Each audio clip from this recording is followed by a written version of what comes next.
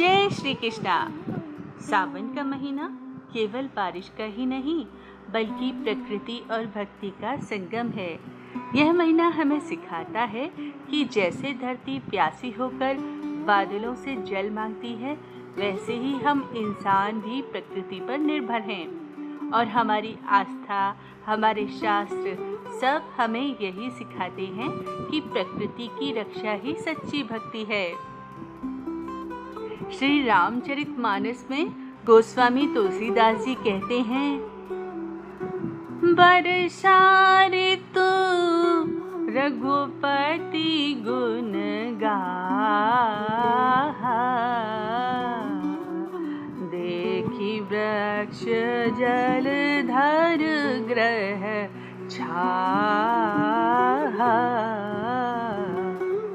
अर्थात बरसात का मौसम आया है, भगवान श्री राम के गुणों का गान हो रहा है। चारों ओर वृक्षों पर बादल छाए हैं, हरियाली खिल उठी है। देखिए कैसे तुलसीदास जी ने वर्षा ऋतु को भगवान के गुणगान से जोड़ा और पेड़ों की हरियाली का वर्णन किया।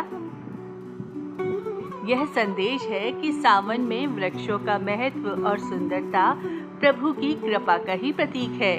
हमें इन वृक्षों को बचाना है क्योंकि ये ही तो हमारे पर्यावरण के प्रहरी हैं। श्री कृष्ण का जीवन भी पर्यावरण प्रेम का अनुपम उदाहरण है। वृंदावन की गोपियों संग यमुना किनारे बांसुरी बजाना, गोवर्धन पर्वत की पूजा कर प्रकृति की रक्षा का संदेश देना, यही तो सिखाते हैं कि प्रकृति की सेवा भगवान की सेवा है। गोवर्धन पूजा के पीछे भी यही भावना रही थी, प्रकृति को नष्ट मत करो, उसका संरक्षण करो। जैसे भगवान कृष्ण ने कहा, गोवर्धन ही देवता हैं जो हमें जल, घास और अन्न देते हैं। यह सीधा संदेश है कि प्रकृति का सम्मान ही सच्चा धर्म है। अब बात करते हैं भोलेनाथ की। शिव जी को वृक्षों और पर्वतों का देवता कहा जाता है।